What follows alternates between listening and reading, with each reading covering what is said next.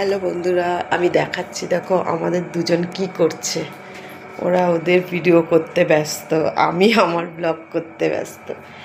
ওই যে দেখছো, ওটা হচ্ছে আমার বোনের মেয়ে, এটা হচ্ছে আমার দাদার মেয়ে।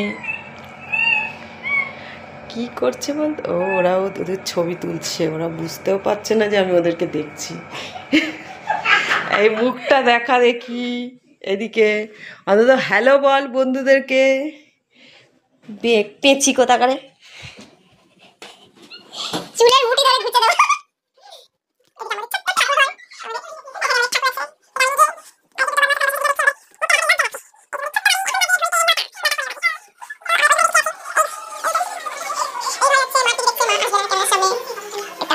ছোট্ট বাড়ি